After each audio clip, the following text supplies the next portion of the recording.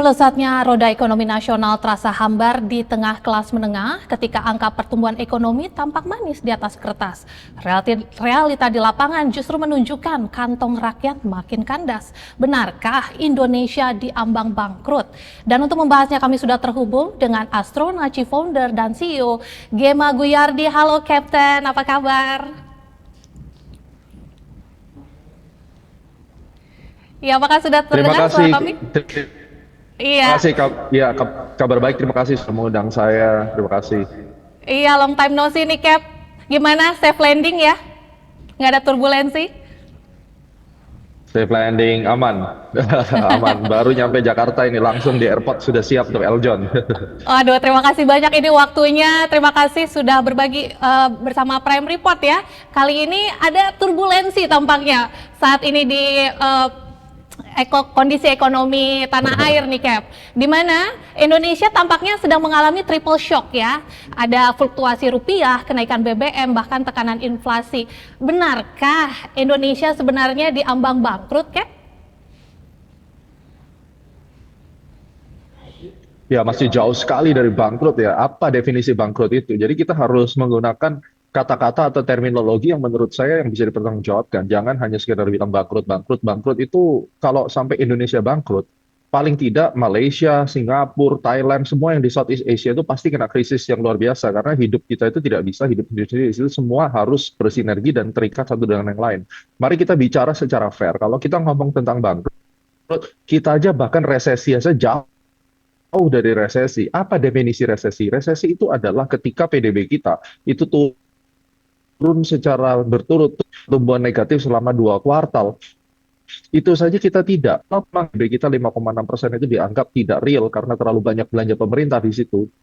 Tapi kan tetap, walaupun kita tidak real, maka kalau kita mau hitung ulang, mungkin kita pertumbuhannya di bawah 5% misalnya ya. Tapi kan tetap itu tetap bukan dikatakan sebagai resesi, apalagi bangkrut. Jadi cukup jauh. Dan kemudian kalau tadi sempat dikatakan bahwa kita itu dalam tekanan inflasi, kita masih 3,08%. Dari mana tekanan inflasinya? Memang akan ada ancaman inflasi jika kenaikan BBM ini terus berlanjut. Tapi kan faktanya, Astronaci kan waktu di bulan April kalau tidak salah, kita sudah sampaikan bahwa perang US-Iran itu berakhir minggu kedua Juni. Itu ada jejak digitalnya, silakan dicari di YouTube-nya Astronaci dan terbukti. Hari ini adalah minggu kedua Juni, exactly di minggu kedua, pas di tengah. Itu terjadi perdamaian antara Trump dan Iran, ya, Amerika dan Iran dengan ditandatanganinya perjanjian damai yang juga langsung secara berangsur-angsur membuat harga minyak mentah dunia itu turun luar biasa dan rupiah kita akhirnya juga bisa menguat secara drastis. Jadi kalau dikatakan akankah kita kena inflasi, memang kita baru saja menaikkan Pertamax gitu. Tapi Pertamax menaikkan sebagai efek delay yang harusnya pemerintah sudah dari. Jadi harusnya nanti mungkin sekitar 1 bulan Pertamax akan diturunkan lagi. Gitu. Ini yang harus dipahami. Nah kalau nanti Pertamax sudah diturunkan, ya harusnya tidak akan ada eh, ancaman atau tekanan inflasi. Terlebih kita tahu bahwa inflasi itu harus dalam jumlah besar. Jadi kalau misalnya inflasi itu dikatakan hanya dengan karena kenaikan dari Pertamax yang di tengah ini, Astronaci sudah sampaikan sebelumnya bahwa di jejak digital kita kan menyampaikan bahwa US sama Iran itu akan selesai perangnya di bulan Juni dan itu terjadi exactly kemarin itu ditandatangani surat perdamaian dan harga minyak mentah dunia itu turun secara drastis. Nah, kalau turun secara drastis harusnya akan ada adjustment dari Pertamina nantinya gitu ya. Kenapa? Karena kita sendiri itu agak telat naikkan oil itu sehingga menyebabkan sekarang kita merasakan bahwa Pertamax itu dinaikkan. Tapi sekali lagi Pertamax itu tidak menjadi komponen untuk inflasi di Indonesia. Justru yang awal naik kan Pertamax Plus dan nanti kalau Pertamax yang di tengah-tengah ini mungkin akan berpengaruh ke UMKM yang memang menggunakan Pertamax, tapi bukan sebagai core industri Indonesia menggunakan Pertamax dan bisa menyebabkan inflasi. Kalau memang solar industri naik, nah itu yang memang berpeluang menjadikan inflasi tersebut. Nah ini yang harus dipahami. Jadi seharusnya tidak lama lagi, mungkin 1 bulan dari sekarang, akan ada adjustment daripada Pertamina untuk mencegah atau menurunkan harga Pertamax tersebut.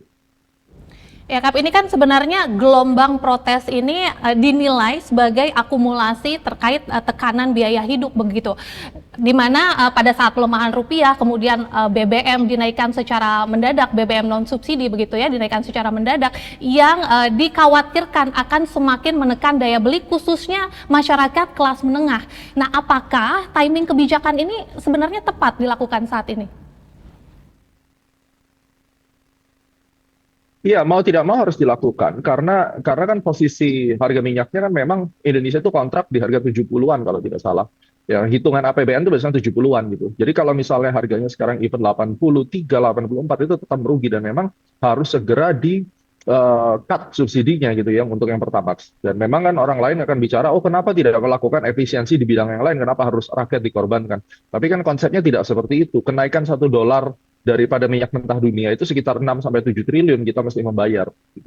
Jadi memang kalau kita mau bicara drastis, subsidi yang tanpa adanya substitusi daripada eh, dukungan kepada UMKM itu adalah BBM. Sebagai contoh apa? Kalau misalnya ada efisiensi, misalnya sekarang yang lagi ramai, kenapa nggak MBG saja di-cut sehingga subsidinya itu bisa digunakan untuk bahan bakar? Itu kan yang sering dinarasikan. Jangan lupa bahwa subsidi BBM itu tidak serta-merta kalau misalnya kita keluarin duit untuk subsidi, ya, itu tidak serta-merta bisa menggerakkan ekonomi secara keseluruhan, terutama yang disubsidize itu adalah bahan bakar yang dinikmati oleh menengah ke atas. Bahan-bahan bakar yang dinikmati oleh mobil-mobil non niaga gitu. Ya mobil niaga kan jelas pakai pertalite. Terbukti apa? Waktu demo kemarin, ketua buruh itu mengatakan buruh tidak akan ikut demo. Kenapa? Karena kami tidak menggunakan Pertamax, kami menggunakan Pertalite dan Pertalite tidak naik. Kenapa kami harus ikut demo? Dari sini kan cukup jelas bahwa sebenarnya yang komponen yang akan berpengaruh langsung dengan produktivitas itu kan sebenarnya solar industri dan Pertalite tersebut. Ya, jadi kalau misalnya dinaikannya Pertamax untuk mengurangi subsidi, di mana sekali lagi ya $1 kenaikan daripada mata uang minyak mentah dunia itu akan berdampak 6 sampai 7 triliun di Indonesia. Nah, itu sudah tepat sekali. Namun dengan adanya penurunan ini mungkin nanti akan diturunkan. Nah, kelemahannya adalah pemerintah tidak memberikan aba-aba atau tiba-tiba naikkan tengah malam, itu yang menjadi problem di Indonesia ini. Tidak ada komunikasi, itu yang salah fatal menurut saya, memang harus segera diperbaiki. Iya, berkaitan terkait komunikasi tadi, ini ada juga sebuah paradoks gitu ya dari laporan pertumbuhan PDB kuartal pertama di 2026 ini kan secara resmi dilaporkan tumbuh kuat di angka 5,61%. Bahkan ini menjadi capaian tertinggi nih sejak kuartal kedua 2021. Namun ada laporan yang berbeda di mana Bank Dunia menunjukkan kelas menengah Indonesia justru merosot tajam di tengah kekuatan ekonomi itu. Dari yang tadinya di tahun 2018 bisa mencapai 14%, sekarang hanya dalam waktu 7 tahun tersisa sedikit di atas 7%. Bagaimana bisa menjelaskan paradoks ini? Boleh diulangi, tadi saya agak terputus ya. Jadi yang disoroti oleh Bank Dunia tadi apa? Minta maaf.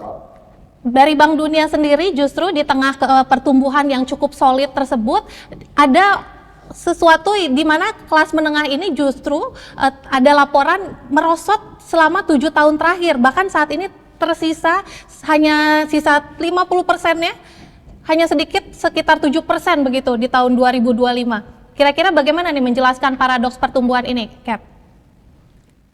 Ya, saya setuju ya. Jadi memang kalau kita tren ya, bahkan kalau World Bank itu sudah mengamati seperti itu memang inline sih. Kalau kita bilang di Indonesia sendiri nanti akan semakin jauh gapnya antara orang yang masuk di dalam kategori miskin dengan yang kaya gitu. Yang tengah-tengah middle income society ini yang justru hilang. Padahal kalau tidak salah setelah COVID itu middle income society itu sedang bertambah. Nah, setelah pasca COVID, jadi kita tidak bisa menutup bahwa ini semua adalah gulungan daripada efek COVID. Tidak serta-merta bicara tentang presiden ya, karena ini kan ketidakmengertian masyarakat aja yang akhirnya mengatakan bahwa kita itu sekarang sedang mengalami kehancuran karena middle income society-nya hancur. Itu di mana-mana juga mengalami karena efek daripada COVID itu banyak industri yang belum bisa kembali dan ketika COVID mereka sedang terjerat dengan hutang dan sampai sekarang belum bisa kembali ke level yang seharusnya sebelum COVID. Nah, ini harus diwaspadai dan memang arah trennya nanti korbannya itu adalah selalu pebisnis UMKM yang ada di middle income society itu yang akan terjadi dan saya percaya World Bank benar untuk hal itu datanya. Iya, Cap, kalau misalnya kita melihat ini kan sorotan Bank Dunia juga menunjukkan ya ada sebuah realita di mana kelompok kelas menengah ini tampaknya semakin lama semakin turun kasta gitu. Underemployment melonjak hingga 32,7% di tahun 2025, bahkan upah real pekerja terampil anjlok hingga 2% ya sejak tahun 2018 lalu. Nah, apakah ini artinya sebuah sinyal jangan-jangan makin lama ini tidak akan ada lagi kelas menengah, hanya ada kelas atas dan kelas bawah? Kira-kira seperti itu kah, Cap, ke depannya? Kalau ke depannya terjadi desain daripada global ekonomi yang seperti itu ya bisa aja terjadi. Namun kan kita tahu bahwa pertumbuhan itu di negara-negara berkembang akan selalu ada. Kalau hal ini terjadi di negara maju mungkin bisa terjadi karena negara maju itu agak sulit karena segala sesuatu sistemnya sudah jadi. Once orang tercebur ya akan susah kembali gitu ya. Tapi kalau di negara ketiga khususnya Southeast Asia seperti Indonesia, kemudian kita melihat Philippines, terus kita perhatikan Thailand, Vietnam, saya rasa kalaupun ada korban dari middle income society ini tetap akan ada juga orang yang dari bawah kembali ke atas dan biasanya orang-orang dari bawah kembali ke atas itu juga munculnya ketika terjadi gejolak-gejolak ekonomi atau terjadi crash yang besar. Nah, mereka itu bisa tumbuh kembali dari yang bawah ke atas. Justru setiap crash itu menurut saya akan ada pergantian pemain ya dari yang awalnya orang yang tidak memiliki uang tiba-tiba dia dapat windfall terus kemudian jadi kaya. Misalnya hype-hype seperti kartu Pokemon misalnya orang tidak punya uang puluhan miliar tiba-tiba karena dia hoki lah ya terus kemudian dapat windfall terus jadinya meledak naik karena pasarnya digoreng. Kripto kan juga demikian, orang-orang yang tidak punya uang tiba-tiba beli kripto, beli NFT yang jackpot akhirnya kaya. Jadi memang sangat-sangat kompleks dan random gitu menurut saya.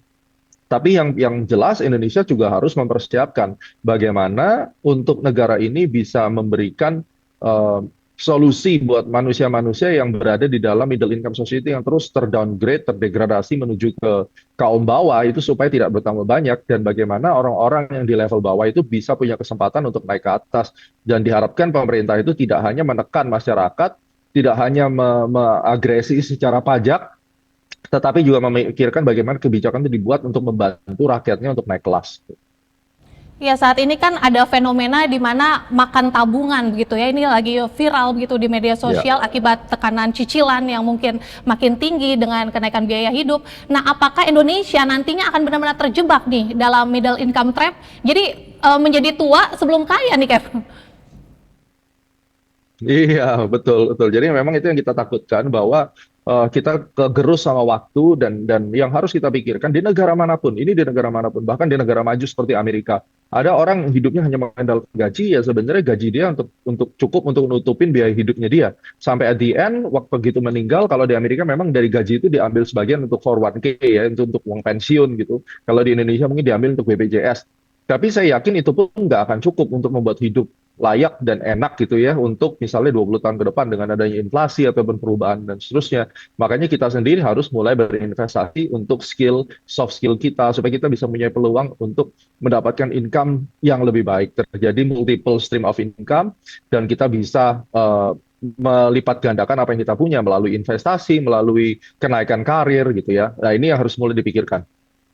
Ya, Cap, ini kalau misalnya kita bicara investasi, ada sebuah anomali di mana meskipun saat ini sedang menguat begitu ya pasar modal kita, tapi di tengah tekanan rupiah dan gelombang protes sosial, ini kan pasar modal tampaknya memang terus menunjukkan pemulihan. Namun penguatan ini dinilai hanya pertumbuhan pasar modal semu begitu. Pasalnya kan pada hari IHSG melonjak itu investor asing justru mencatatkan net sell masif. Angkanya bisa mencapai 2,58 triliun rupiah. Apakah pengetatan moneter Bank Indonesia ini sudah tidak dianggap tidak berdaya nih di mata investor asing? Bagaimana Cap melihatnya? Yang namanya market itu wajar saja kalau mereka mau keluar masuk ya itu boleh-boleh aja. Apalagi kalau mereka investor asingnya juga punya kepentingan untuk pindahin uangnya ke sektor yang lain itu boleh-boleh saja.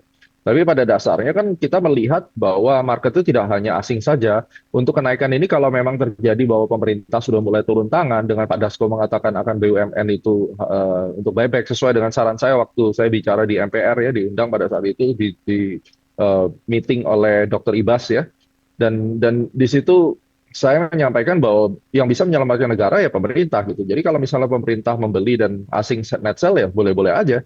Tapi at the end ketika kondisi semua baik-baik saja, ya saya percaya juga asing-asing ini kan juga perlu taruh uangnya dan Indonesia secara historikal bagaimanapun tetap menjadi pasar modal yang seksi di mata investor asing. Walaupun fund manager dari Australia George Bobo Bras itu mengatakan sell Indonesia atau bukan, even dia nggak mengatakan sell Indonesia, itu gorengannya Straits Times sebenarnya. Dia mengatakan dia nggak suka sama Indonesia, ya nggak apa-apa, kan nggak cuma Australia, emangnya lu siapa gitu kan. Tapi negara-negara lain, hedge fund lain kan juga masih melihat bahwa ada beberapa saham-saham di Indonesia yang secara long term, yang 5 tahun, bukan untuk spekulan 1-2 minggu, itu bagus, terutama dividen payout ratio-nya juga bagus. Nah, sejak pengalaman saya di market sejak 2008, saya udah mengalami crash 2008, 2011, 2013, sampai COVID, you name it.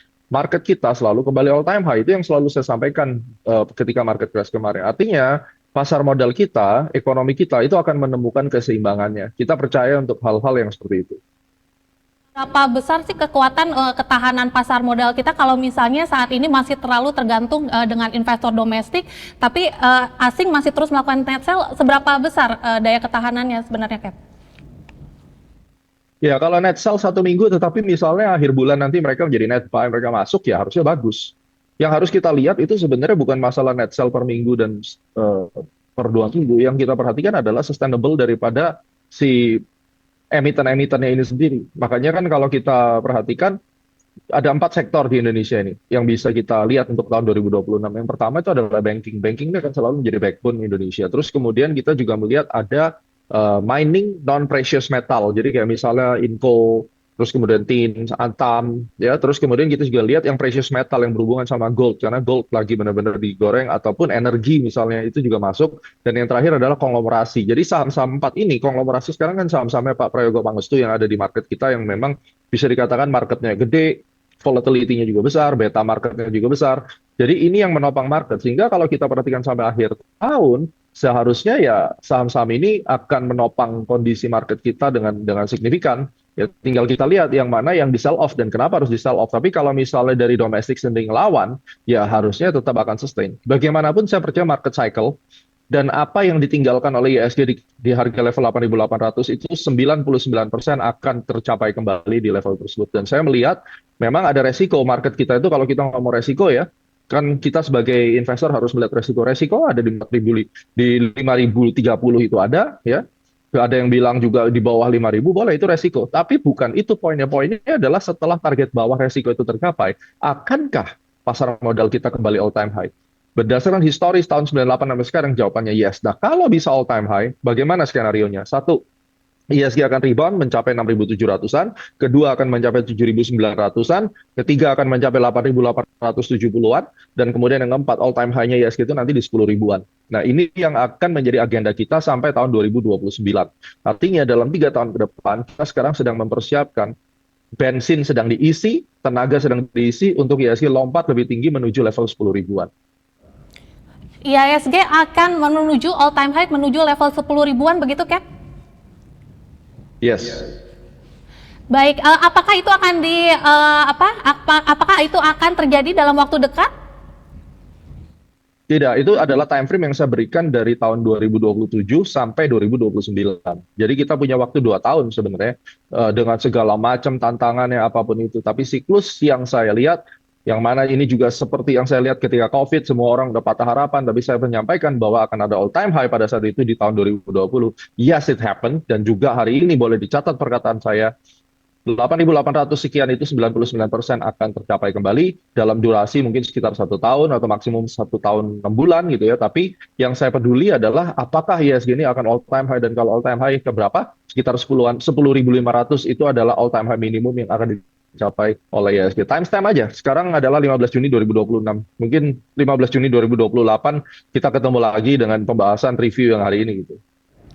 Baik, di tengah optimisme itu, ini Bank Dunia justru memproyeksikan pertumbuhan ekonomi Indonesia akan melambat nih, Cap, ke level 5% di tahun 2026. Ini, nah di sisi lain ini kan pemerintah justru menargetkan pertumbuhan ambisius ya, bisa mencapai 6,5% justru. Nah, kalau misalnya kita melihat nih realitas saat ini kan kontribusi konsumsi menengah cukup merosot ya. Apakah target tersebut masih terbilang realistis, Cap? Ya, jadi kalau kita perhatikan kan pertumbuhan ekonomi itu kan juga ada unsur elemen rumus daripada belanja pemerintah. Jadi pelemahan daripada kaum menengah atau menengah ke bawah atau apapun modelnya yang dianggap drag down angka daripada PDB, saya yakin hedge-nya adalah dari pemerintah. Pemerintah akan melakukan hedge dengan melakukan belanja negara. untuk menciptakan liquidity di market, untuk menciptakan atau memancing daya beli masyarakat untuk timbul kembali ke permukaan. Nah, itu bisa menaikkan PB. Tapi kita juga harus menyampaikan pada pemerintah harus realistis. Jangan sampai kayak kemarin bahwa dalam 30 hari rupiah akan ke 15.000. Saya nggak tahu itu hanya sekedar bercanda atau itu adalah hitungan yang benar. Tapi itu adalah angka yang bagi saya perlu dipertimbangkan kembali karena itu sama sekali tidak realistis. Nah, demikian juga untuk melihat bahwa kita akan ada PDB 6,5%. Optimisme boleh, tapi kalau misalnya optimisme itu tidak berdasarkan visibility study yang jelas, itu hanya akan menjadi dongeng dan itu akan menurunkan credibility daripada pemerintah. Nah, ini yang harus kita kaji kembali. Kalau memang mau 6,5% itu berapa lama? Karena kita tuh selalu berlomba dengan waktu gitu.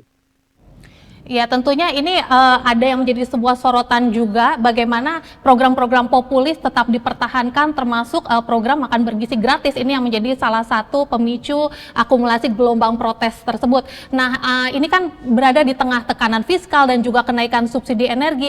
Apakah ini bisa menjadi bom waktu fiskal sebenarnya di masa depan jika tetap dipertahankan begitu, Kat? Saya rasa belum terlihat seperti itu ya, karena bagaimana MBG ini kan juga memberikan eh, benefit untuk sektor-sektor yang ada di bawah. Sebagai contoh, justru kemarin saya ada ketemu beberapa orang, mereka mengkomplainkan, ini lucu sekali, menurut mereka adalah MBG ini yang menyebabkan harga ayam di pasar naik. Lah saya jadi bingung. Kenapa demikian? Oh ya karena MBG ini menyebabkan orang pada beli ayam semua lah. Terus habis itu keberatannya di mana ya? Gara-gara MBG ini harga naik. Jadi saya itu sebagai orang yang jualan makanan gitu dan makanan saya bahan bakunya ayam, terpaksa saya harus naikkan harga dan belum tentu laku. Nah, ini kan lucu. Coba dilakukan survei saja. Banyak orang yang marah sama MBG karena MBG itu beli bahan-bahan makanan terlalu banyak menyebabkan harga itu naik. Ini kan berarti kan demand pull inflation kan bagus dong gitu ya. Nah, jadi agak unik gitu. Nah, tapi yang jelas dari sini membuktikan bahwa dengan adanya MBG itu petani, terus kemudian orang yang jualan sayur, orang jual ayam, cabai dan lain-lain itu jadi naik gitu. Jadi mau nyalahkan bagaimana kontribusi MBG itu memang ada di luar tata kelolanya yang super berantakan memang yang memang harus segera dirapikan dan tata kelolanya target MBG itu harus segera dilakukan efisiensi dan presiden sudah mengurangi kan budget MBG 60 triliun. Jadi kan dari sini sudah kita lihat bahwa presiden sendiri dan timnya itu sudah belajar bahwa ada penyelewengan efisiensi anggaran MBG dan kemudian oknum-oknumnya juga sudah ditangkap. Saya yakin hal ini akan bisa menjadi lebih baik ke depannya.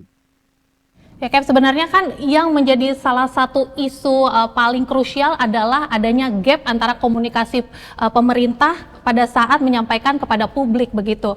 Yang dimana beberapa gap itu menimbulkan mosi atau trust issue dari masyarakat yang mungkin melihat beberapa pernyataan pemerintah itu tampak kebijakannya berubah-berubah dan tampaknya tidak mengedepankan empati terhadap masyarakat. Nah, jika Anda saat ini menjadi penasehat ekonomi pemerintah, apa yang akan dilakukan terutama terkait program-program yang dinilai hanya program-program populis, apakah perlu dievaluasi atau dihentikan, Cap? Ya, yang pertama adalah satu, saya itu pengamat. Dan pengamat itu pasti cenderung akan merasa lebih pintar daripada pemain. Saya tidak mau terjebak di sana. Dan tapi kalau pertanyaannya adalah saya sebagai duduk sebagai penasihat ekonomi, dulu saya sebagai penasihat senior kepala staf presiden ya. Dan sekarang kalau misalnya kita bicara saya sebagai penasihat ekonomi, yang saya akan lakukan adalah saya akan bentuk tim Kementerian Penerangan. Jadi semua informasi harus melalui satu pintu. Atau misalnya informasi tersebut dari kementerian dari kepala kantor staf presiden misalnya. Nah, itu akan lebih baik. Jadi tidak simpang siur di sana, tidak lagi memberikan informasi yang ngawur, yang blunder satu dengan kementerian yang lain. Itu yang harus kita lakukan. Terus kemudian dengan program-program ambisius, ya saya minta Kementerian Keuangan, Kementerian Perdagangan membentuk tim khusus untuk mengkaji dan melakukan feasibility study. Saya rasa itu yang paling simpel. Jadi sebenarnya ini urusan gampang lah untuk diselesaikan. Tinggal bagaimana mau atau tidak untuk menjalankan dengan nalar dan akal sehat sebenarnya itu.